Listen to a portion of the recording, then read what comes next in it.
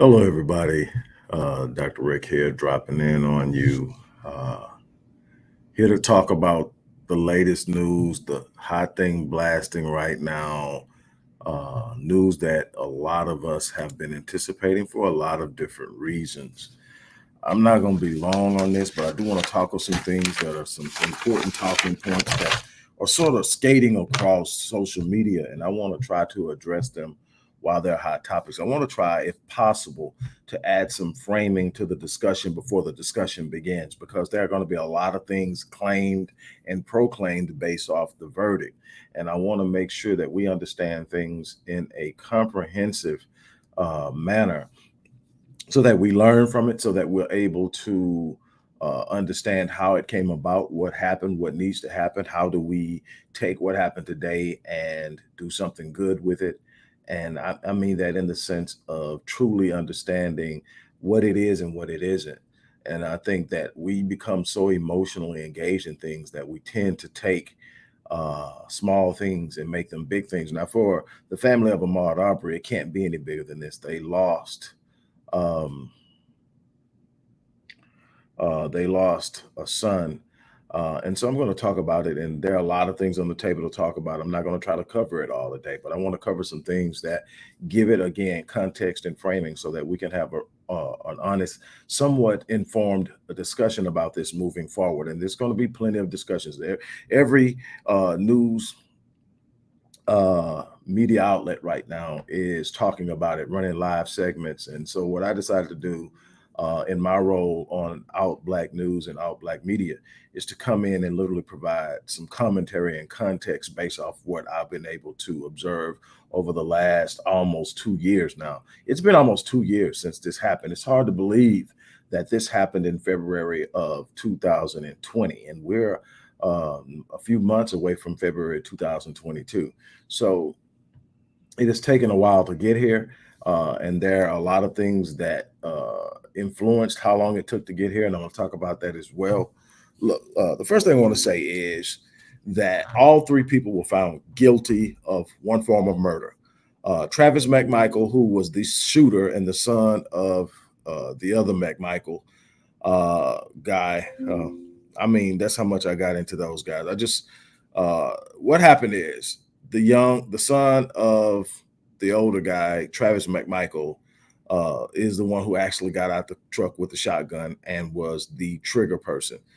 He got what's known as malice murder. Malice murder, depending on where you're at, if you're from the state of Texas like I am, it will be called premeditated murder. It would be called intentional homicide with premeditation. And so it's called malice murder. And if I'm not mistaken, in the state of Georgia, malice murder brings an automatic life sentence. So that's an automatic as far as that goes. Now, there are a number of different Class A felonies that are on the deck that all three were convicted of that carry a potential life sentence with them. And the key word here is potential, because there are a lot of people who have been through this rodeo before, and a lot of people who understand that the guilty verdict is only a part of it. We know that Amber Geiger was convicted of killing Botham Jean and got 7 years. So we understand that that's it. But the malice murder sort of gave one person life without parole is basically what it is. It's a mandatory life without parole sentence, meaning that he should spend the rest of his natural life in prison, barring some type of appeal or an overturning of the conviction, which I don't see happening based off of what I've been able to find out. I'm no expert, but I've paid attention to enough, and I've actually consulted enough people to know that there weren't any major things that stood out that might precipitate a successful appeal, outside of some information showing up that maybe the prosecution withheld from the defense, which I don't think will be the case, but it is. The good thing about this that I should also point out is that there are federal statutes that were violated that the federal government, the Department of Justice, is already sitting there ready to try. Now, will they try them if they actually get significant sentences, probably not, because they will feel justice is served. But if for whatever reason they get off light, the other two, like I said, the shooter is gone. So you got the other two, the father, who I think was the mastermind and the precipitator behind it all, and you have the neighbor friend who was driving around recording the whole thing, which kind of in an ironic sense is a big part of what was made it possible to convict them. You literally see them for 2.5 miles chasing this kid as he's doing everything he can to avoid them, and they are consistently pursuing him under the assumption that he went in the house and stole something, which it turns out he didn't. But even if he did, they would still be considered wrong in many of these instances. It was obvious early on based how quickly the deliberations took, it was obvious that the presumption or the proclamation of the defense that it was a citizen's arrest was not received, because a lot of the underlying charges comes from the fact that it was in the commission of a felony that he died. So what that means is they were not attempting to do a citizen's arrest, which would have eliminated a lot of those charges. But what they're saying is everything that took place from the moment that they would not let him leave was a crime.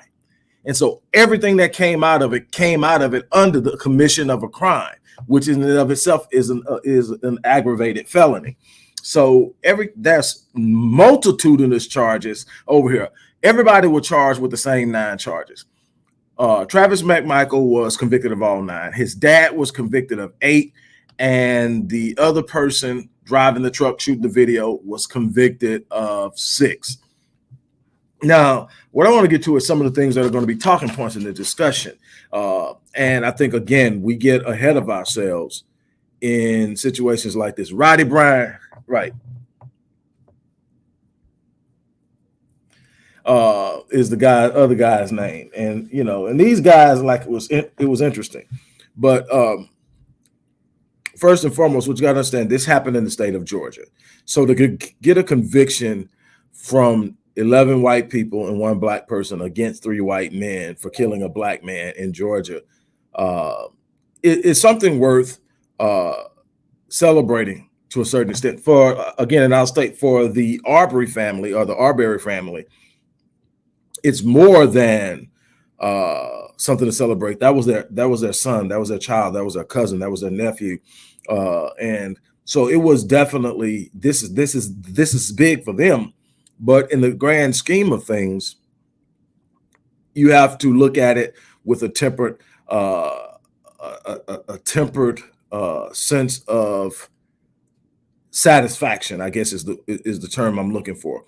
Well, first of all, you have to understand that Al Sharpton comes out and he pretty much says that we got here because we kept marching.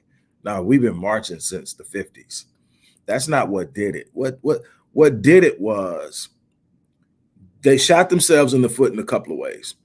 The father, the oldest McMichael person, is a former police officer, a former investigator, knows the law, knows what he can do, knows what he can't do. So somebody who understood what they were capable of doing legally and what would be considered illegal was present during the commission of the crime.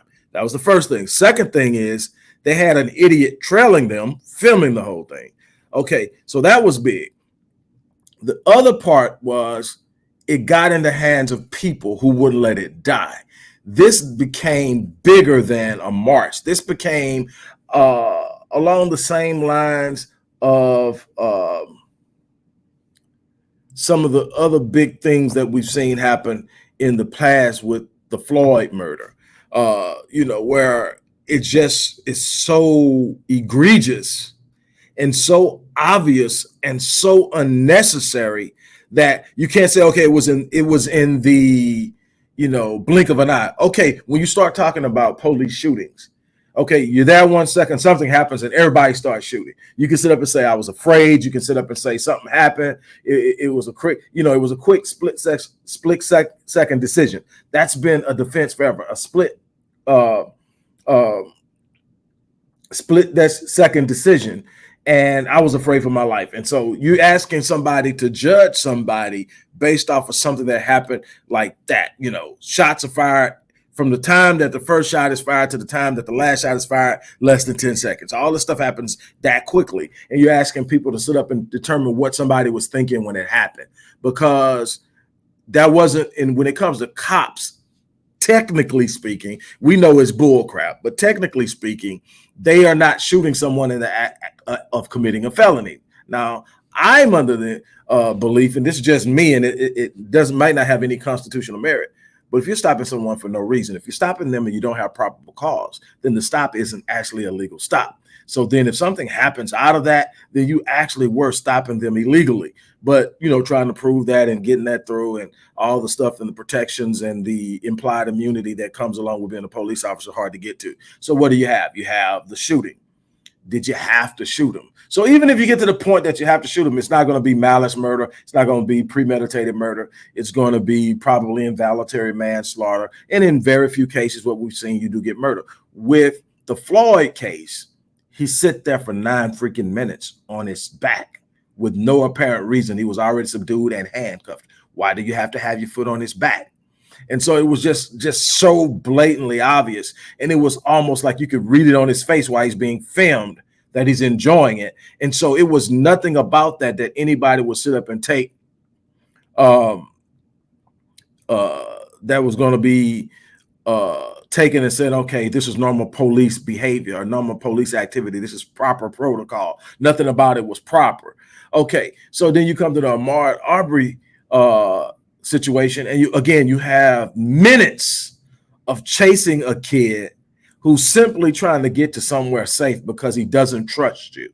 He doesn't like what he's sensing. And so he's just trying to get away, and you guys are chasing him till he's literally exhausted and can't breathe. You get out, and an altercation pursues because he can't get away from you, and you have a gun. And then you turn around and you shoot him. And I think twice, if I'm not mistaken, with a shotgun. And then he passes away right there. Okay. All of that happens. That's the first part of what spelled their demise, is how long it took for them from the first encounter to the time they took his life. Too many chances to say, let's just call the police. Too many chances to sit up and say, whatever he's got in his pocket ain't worth it. Too many chances to say, we don't even know if he has anything. Too many chances to say that. So that's the first thing. Second thing is, he was never a threat to you. He was not a threat to you. You have to understand, even under the Castle Doctrine, even under the stand your ground, even under the Castle Doctrine, which is in some form or another almost applicable in all states, basically says if someone comes into your home uninvited, whether they're armed or not, if they enter into your home uninvited, you do not have to distinguish whether or not they're there to do harm. You have the right at that particular point to use deadly force. But here's the thing about the Castle Doctrine. Even under the Castle Doctrine, if they get into your house and you realize they're there and they take the most expensive thing in the house and they get out and they are retreating and you shoot them, then you are guilty of murder, because it is under the implied understanding that someone entering your house without being invited, especially forcefully or covertly, meaning that they're finding a way in that you didn't let them in, that you can automatically assume without them showing a weapon, without them making an aggressive move, that they are there for ill intent and you can take their life. The moment that they're retreating, they're no longer there for ill intent. They done showed you what they're there for. They got it and they're gone. You cannot kill them. So the moment that this kid starts running, he's off limits to deadly force. You chase him down until he can't run anymore. Now you have him pent and you take his life. So again, another thing that can be argued on a legal standpoint. But here is some things that happened that people are forgetting. They were really, truly covered and protected for several months that by a corrupt district attorney who now is under investigation. I think may have already been charged. So she was trying to cover from protected because she used to work with the father, McMichael, the older McMichael. He used to work for her. So work for that office. And so they are looking and actually trying to cover this crap up. But I'm going to tell you, okay, so the corruption irritated people and rubbed them the wrong way. That men had taken a life and that there were people that were trying to sweep it under the rug instead of allowing the wheels of justice to turn one way or another, to either prove them wrong or prove them right or prove them justified or not justified. And that was the beginning. The next is these guys start popping up in photos in some real precarious situations. One with the KKK. I think the father was shown at a KKK rally, or pictures with KKK attire on. And so again, you start thinking, but you're thinking it's Georgia. You know it exists. It's real. It's, you know, this is Georgia. So you can imagine, you know, there's a pretty good chance a lot of people in a lot of different positions in high places wear those uniforms when no one's looking, or at those meetings when nobody knows. That can be a very easy assumption to make. But we got pictures. So now we got an assumption that he is directly involved with a group that has an aversion to Black people in multitudinous ways, has a history of being very violent towards Black people. And we can go on down the line of what their history is. So then that is a case. So you got an image being painted that is hard because of the level of media coverage for even jurors that were put on the panel not to have seen some of it and to be aware of it. And, can't those, are probably going to be seeing questions when they're being seated of, can you still remain biased despite what you've seen in the media? And if they answer yes, then they're going to be seated. What I can tell you is, number one, is it was in a place in Georgia where there isn't a large Black population. So that 11-1 thing isn't surprising. Another thing is, we happen to be extremely emotional. We don't hide our emotion well. We're extremely emotional. So you can almost gather when we got up there and the Black juror panelists that were up there that were being interviewed, when it came to the point where they were asking, do you think they were just coming out. They weren't being refrained. They weren't to themselves, yes, I can be biased. It was like, that punk's get, whatever. And so, yeah, you're out of here. You already got your mind made up, and it shows. So all of these things are things that go off into it. What I want to talk about, and what I'm going to close out now, and like I said, this is going to be a conversation for a while. What I want to kind of close out on is this. And it's real simple to me.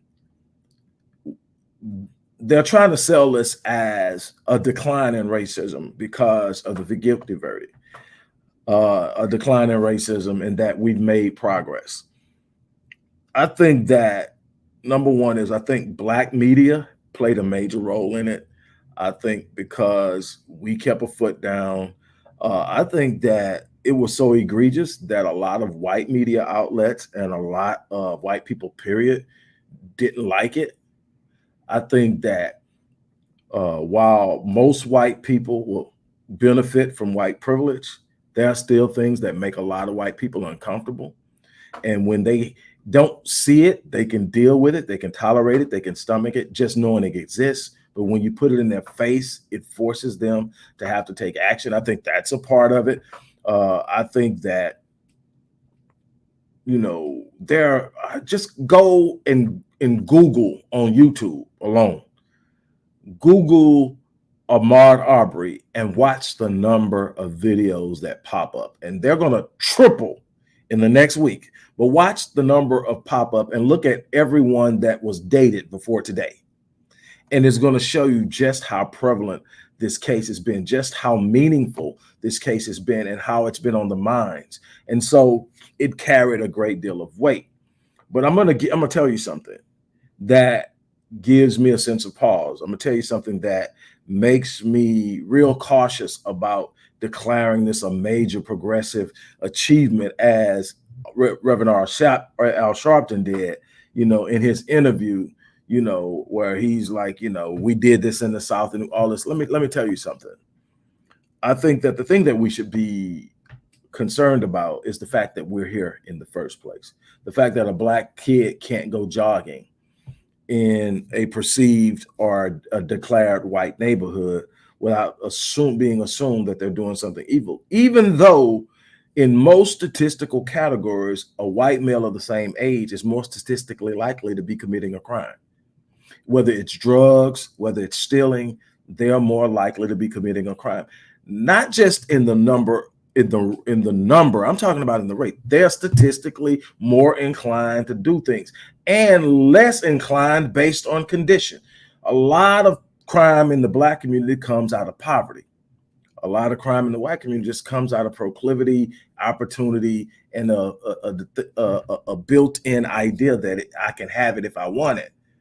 And the idea that there aren't going to be great consequences for me doing it. Now, we can go into all the different numbers of the prison system and who's been convicted at the highest rates and all of this, but at the end of the day, the truth of the matter is that we still live in a society in which a kid like Ahmaud Arbery went jogging, a jogging path that he had jogged multiple times and been seen by the defendants doing so. And one day they decide they've had enough and they chase him down and they kill him. We could sit up and say, okay, that's a problem. What should we be talking about justice, or should we be talking about true liberation and freedom? The freedom to actually exist in this country is what I would like. I would like to be in situations where we don't need justice as much.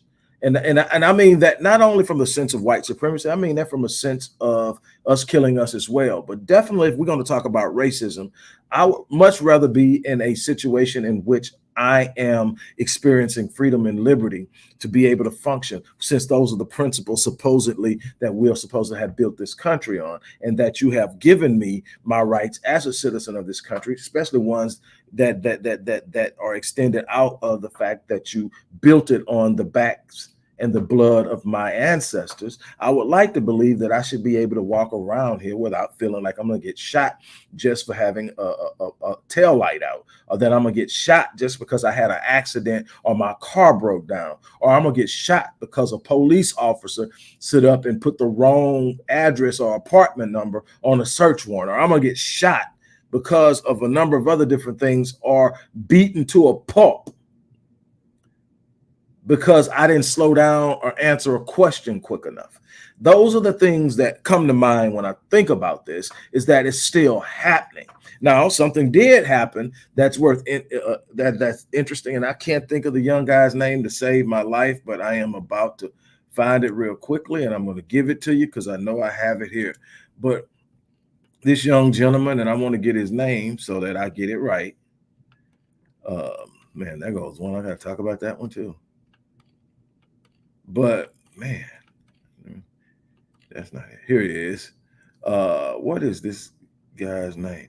But sort of reminds me of the Breonna Taylor situation, but a young man by the name of Andrew Coffey IV, who was charged with felony murder because he shot officers who had kicked in his door, SWAT officers who had kicked in his door during a raid, but he did so under the assumption that he was being robbed, was actually found not guilty. Now, that wasn't charges being dropped as in the sense of Breonna Taylor's boyfriend, who also shot at officers when they came in the house, but the charges were dropped. They actually took it to trial and he won. I think that's important, in that we acknowledge that he also lost his girlfriend in the process. What it points out is that this actually happens a lot more than people want to admit. It happened here in Houston a few years back. Now, the difference was it was a black cop at the front end of it, and white people died. And so you know how long it took for them to deal with him. He's done. But I'm saying all of that to say that we have to be careful of what we start. See, we get so caught up in momentary victories. We get so caught up on the minuscule crumbs that are thrown our way that we lose sight of just how far we are behind in this race. We lose sight. I was just looking, a young man, he's not a young man, he's 61 years old, spent 42 years in prison for a crime that has now been proven he didn't commit, and he's being released, but based on some loophole, the way some things are done, he's not going to be compensated for the 42 years they stole from him. He's 61 years old, probably in bad health if he's been in prison that long, because they don't provide you with what you need to be healthy. I've seen far too many of those people who were wrongfully convicted and released die within the first year or two of being free because of poor health. And so I'm hoping that he has a long life ahead of him and that he has a good support system, but he's not going to even be compensated as of right now, unless some kind of federal intervention is done. But the state of Missouri, which this happened in, is not going to compensate him for the 42 years they stole of him. And it's not just about how much money he was going to make in a year. It's about the life you stole. You stole 42 years of me having an opportunity to do something with my life. You took that away from me. You took away me having an experience of walking through life free for 42 years. It's not just about compensation. It's about pain and suffering. It's about the fact that you literally held me as a slave for 42 years and I didn't do anything. That's the thing that when I look at it, that's what I see. I see that, yes, it's good when we get a guilty verdict when someone wrongfully takes the life of Black people. But what I want to interject here very briefly, but very, very, very assertively, is we can't become so consumed with getting justice from white encroachment and the infractions of white upon our peace and upon our liberty and upon our freedoms, that we completely miss the fact that we are suffering at our own hand a great deal too. When I talk about liberty and freedom, I'm talking about it holistically.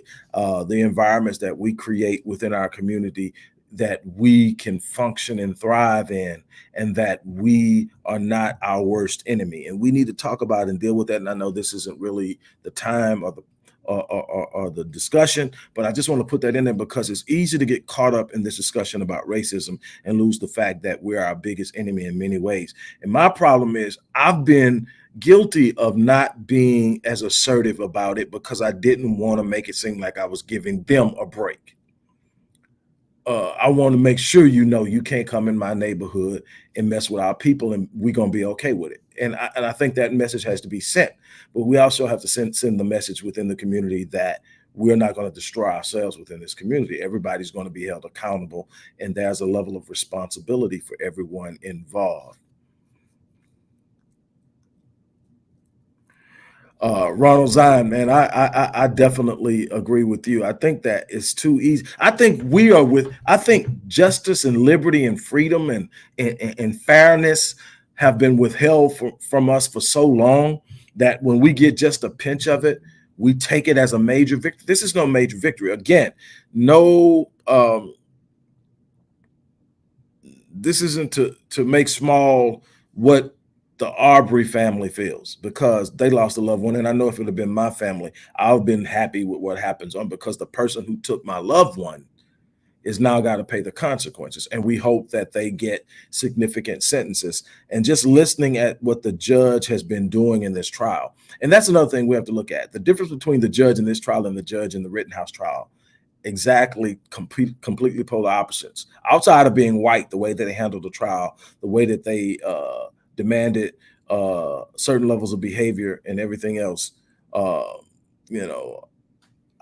different. So you have to have a judge that really actually is about fairness and having a real trial. Now, the thing is, my thing is, we cannot as a collective, we celebrate with the Arbery family, the Arbery family, because I've heard it pronounced both ways. We celebrate with the Arbery family, and we uphold them as they go through this process of experiencing what they believe is justice. We don't malign what they feel. We don't counter what they feel. But what we have to do as a collective is realize that there's still so much work to do, and that the chance of us getting it the way we need to get it on a regular basis is still going to be extremely low, and it's going to happen few and far in between. We have too many of our young men being convicted of crimes they didn't commit.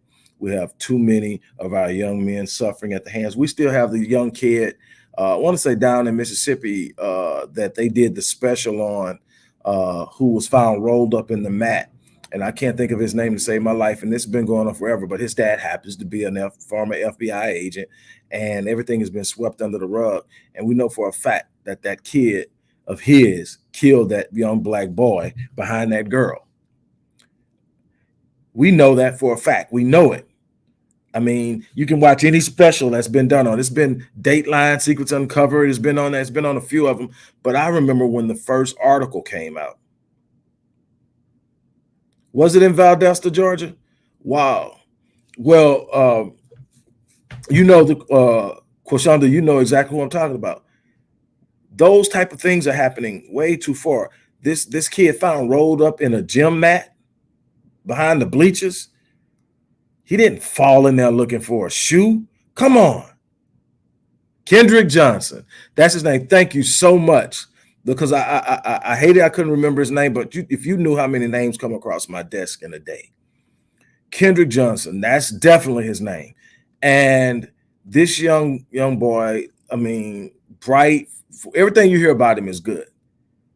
This privileged kid couldn't handle it and harmed this boy and stuffed his body in that mat and left him there. And if you see the autopsy photos of what happens when blood pools when you're put upside down in something after you're dead, it's awful. And there's still no justice.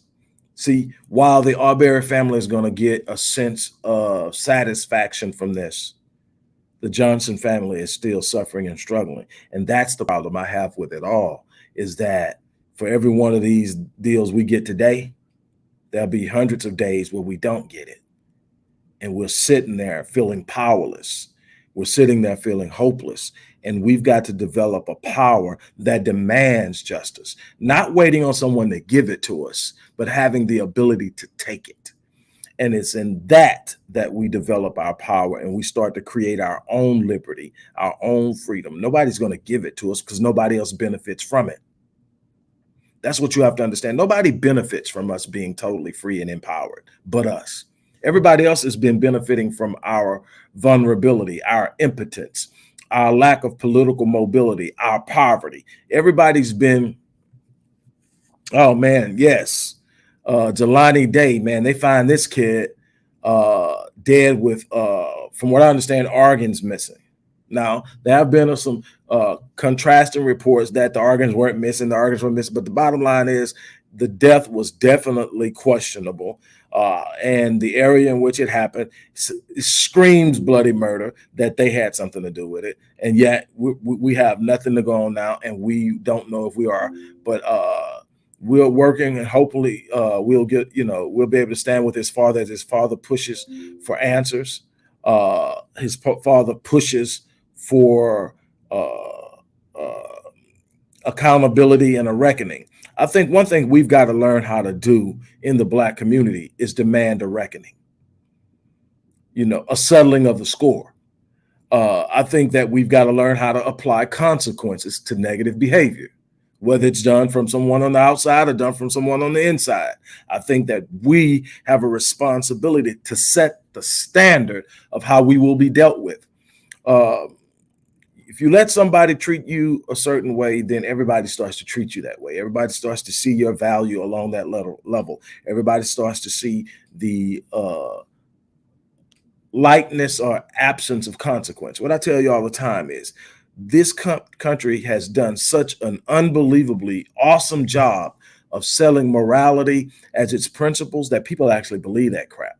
They actually believe that this country is built on morality and that this country has great moral fiber. No, this country does not have great moral fiber. You don't own people for a couple of hundreds, almost 300 years. You don't sit up and murder and lynch people from trees and take pictures with it with your kids and call that moral. You don't sit up and do the things that have been, you don't sit up and set up traps of poverty and imprisonment to keep a system going out of morality. This country lacks, its country is poor in morality. What it does is it sells morality to us. It gets us to believe in morality, and we keep expecting them to act on it. I tell you all the time that I believe that as much as 80% of the people right now who do things above the board and legal do so because of the fear of consequence. If you were to lift consequence and say nobody's going to get in trouble for doing it, do whatever you want to do, you would find out who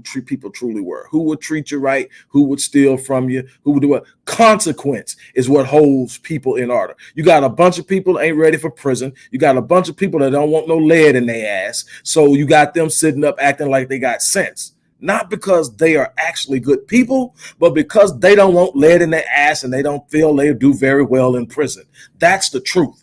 And if you don't start applying consequence to the way people treat you, they will treat you like crap. And that's what we're experiencing here. So what we are going to have to do is sit up and say, no, we're not going to accept that. If you come here and do this, this is what's going to happen. It's going to be immediate and it's going to be swift. The same way that men, I'm talking to the men right now, just for a second. The same way that you feel about somebody handling your daughter, that's the way we need to be about our community. If somebody comes and mishandles your daughter or your underage son, or any of my kids, grown or not, my response is going to be immediate. We're not worried about no trial. I'm going to show you the mistake you made by the way you have to feel me. You will feel me with every ounce of my being, and I'll deal with the consequences later because I'm smart enough to know every action has a consequence.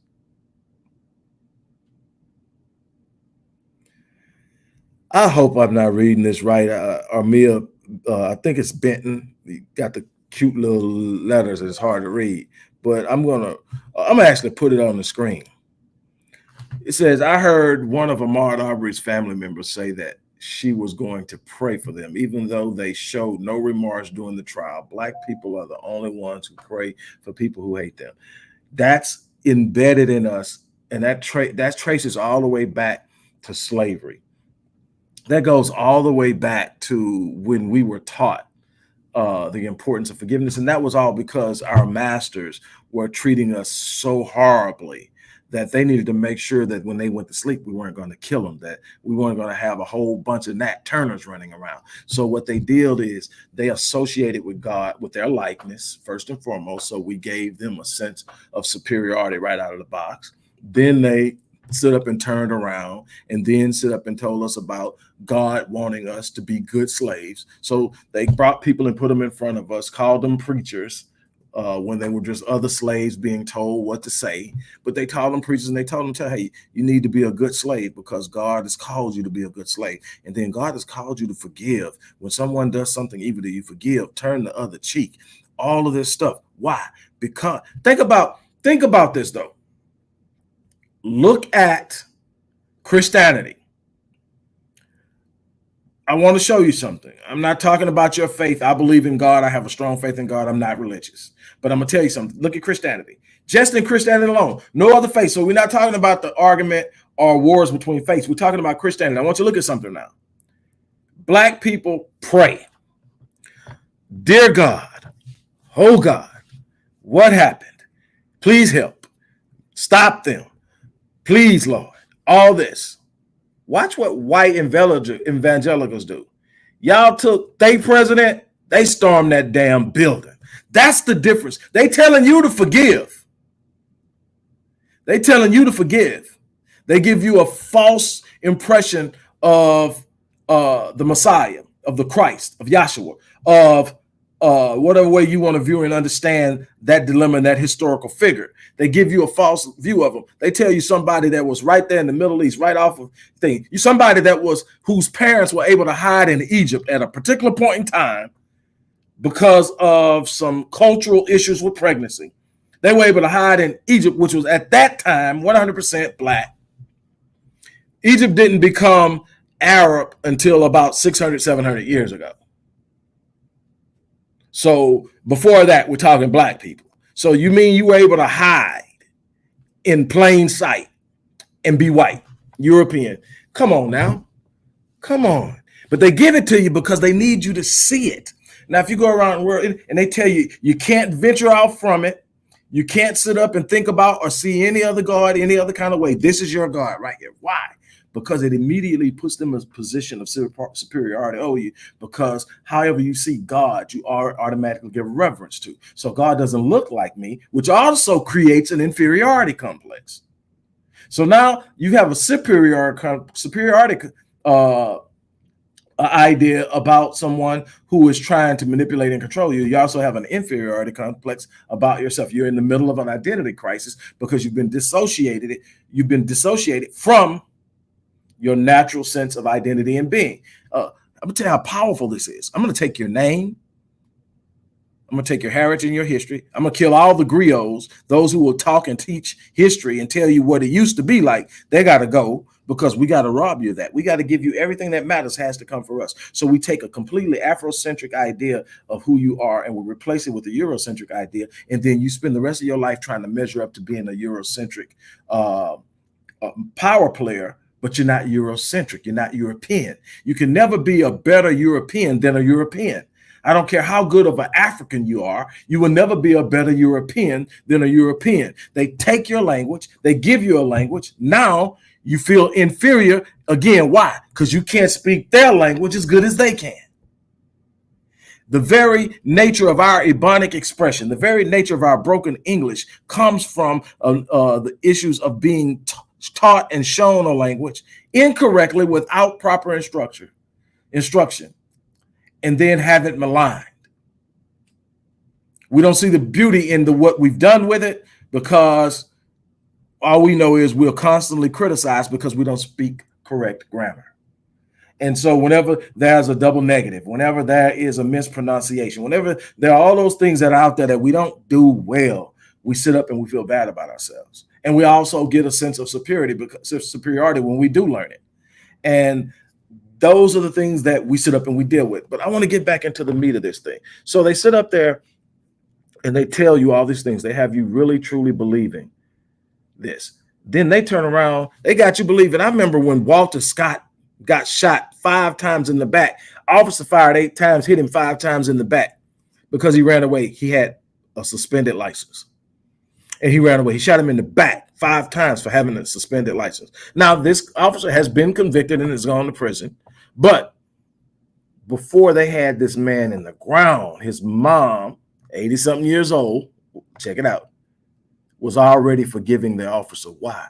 Because in that age group especially, you don't move against the system.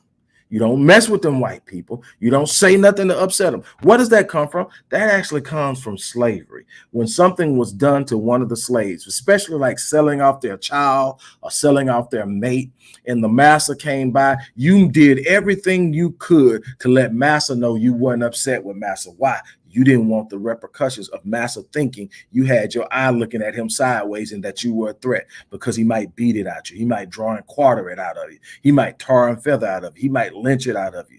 He might take the rest of your kids and sell them. So what did you do? You go up there and you sit up and you sit up and you sit up and tell them, look, hey, good thing, master. How you doing? Everything like that. Oh, yeah, it's a great day, master. Hey, you do everything you can to let master know it's a done deal. It's water under the bridge. And you pass that down. You pass the fear of making white people uncomfortable to the next generation. So you got a bunch of people. You know how many times I done had people, when I get to talking and I get to saying white, so shh, white people, I don't give a damn. They know they white. It's just something that we have been, and the thing is, but check this out. And they'll sit up and have you scared to do anything or say anything that makes them uncomfortable, but let you kill one of theirs. They want the death penalty. Use an animal. You the darkest dirt and everything else. Ain't nobody trying to forgive you. Ain't nobody trying to forgive you. Let me explain something to you as clearly as I know how. If you don't apply consequences to negative actions, they continue. You do not move through life expecting people to, the few people that you're going to find that will automatically and inherently be good to you, keep them close. Those are friends. Everybody else is going to deal with you based off of a mutual understanding of how the relationship is structured. If you structure a relationship on mutual respect and reciprocation, they understand that whatever I bring to the table, I get back. If I bring something bad, I probably get something bad back. Then they tend to bring good stuff because nobody wants bad stuff. So they got to sit up and they got to talk about it and deal with it that way. You've got to make sure people know how to treat you. And that's on a collective level as well. As a race of people, we've got to start sending a message. We will no longer tolerate this bullshit. Excuse me, ladies. We will no longer tolerate it. If you touch us, we're going to touch you back. We'll deal with everything else after that. I'm not trying to wait on nobody no 2 years to do something for you for what you did to me now. I'm not trying to do that. So the best thing is to keep your hand off mine. And so that's a message we've got to send. Don't come in the community. If you can't come in the community and treat us with respect, don't come in the community. We'll figure it out on our own. Maybe it'll get worse before it gets better, but we'll figure out. I would rather be dealing with one enemy than two. So I would rather sit up and say, y'all stay y'all ass out of our community since y'all can't seem to work with us and do what we need you to do is actually serve and protect, since that's what you're supposed to be doing. Since you got to come over here and police every damn thing while you're protecting over there and them motherfuckers still in the world blind, just stay over there. We're going to deal with this. It may get worse before it gets better. But every time you show up over here with the pretense of protecting, you kill somebody. You come over here for a wellness check, somebody dead. You come over here for a domestic dispute, somebody dead. You come over here to check on a kid with a mental health illness, he ends up dead. Stay your ass over there.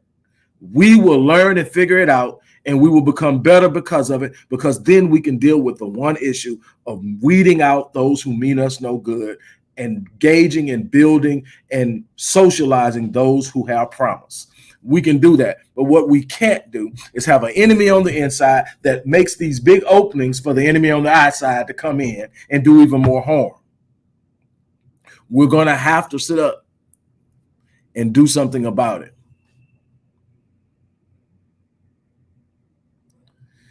Yeah, I saw a part of that press conference. And like I said, the first part with him talking about, because we kept marching and all anything to keep from upsetting white people. All lives ain't about right now. See, the thing is, everybody else's lives aren't in the same jeopardy as Black lives.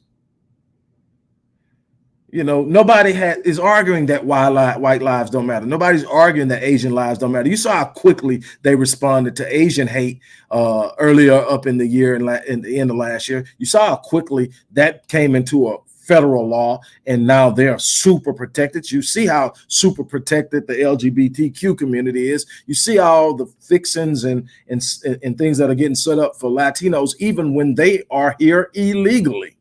So then that leaves us. And we have been fair game for a long time. And yes, I'm one to admit there have been some good moments, some very good moments.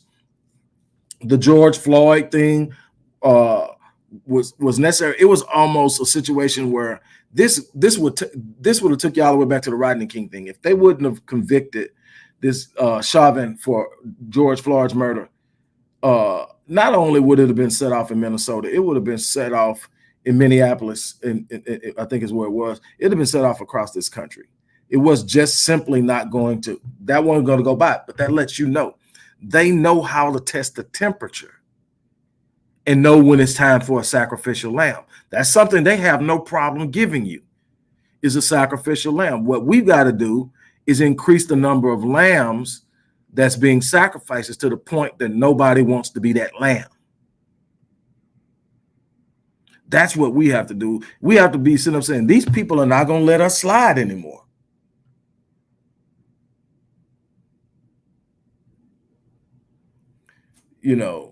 So my thing is, yes, I'm glad that these pieces of crap were convicted. But do not for 1 second get into the mindset that this is what's up and it's all good. It's not all good. This is not um what's this is not the end all be all. This is not going to be the beginning of some cascade of balance in the scales of justice. Not in a long shot. I think that we are experiencing some victories. I think that we need to be aware of them, and we need to learn how to leverage our victories. We need to learn how to take our victories and build strategies on how we will have more victories in the future. Find out what was done right in this case. Find out what had the greatest impact. It's called research. It's called studying. It's called being able to gain an understanding outside of our emotions about what went on so that we can replicate it. That is what we have to do. We've got to be more strategic in our movement. We got to be more strategic in our preparation. We've got to go for the long game. We got to stop taking soft wins as huge magnified wins. That's something that we've got to do better. I am going to get out of here. I got a lot of stuff to do. But I just had to touch on that. I wasn't expecting a verdict that they would have been so close to a holiday. I was thinking they were going to break and go away for the holiday and come back, but I think they wanted to get it over with. I think it was pretty clear early on that it wasn't something that happened while conducting a legal act such as a citizen's arrest, that it was illegal. I mean, they got kidnapping and a bunch of other things that come along with it, because the moment you have somebody and you won't allow them to freely leave, it is an act of kidnapping. So you got all those different things in there. All of those things can go up to a life sentence. So again, someone said in the beginning of this, and I think that's something else, is for those things that don't come with an automatic hefty sentence, you might be concerned about the time they'll get. But I think because there are so many convictions of sentences that carry life terms, that they're going to be looking at each 20 years or more. And I think that, if I'm not mistaken, Travis McMichael, who actually pulled the trigger, has an automatic life sentence with no parole, is what I'm understanding about Georgia law, is that it's mandatory life with no parole for malice murder. So we'll see in that, and we'll be back to talk about it once we see. But I just wanted to try to add some context to it, so that we have something that we can talk from an open mind and not just emotions. I think that the emotions immediately take over when you hear the verdict. You get excited about it. I didn't get excited. I'm when I heard it, I'm where I'm at now, same place. We got something done. There's still work to do. So on that note, look, I'm gonna get ready to get off of here. Don't forget, if you haven't, show some love and support for the work we do, go in the description box, click the link, and show some support, or you can give directly through our Cash App. We definitely need it for the programs we're doing, like Black Men Lead, Restoring Ghettos Forgotten Daughters, and so much more. On that note, I'm out of here. Thanks for stopping by. Have an unbelievable day.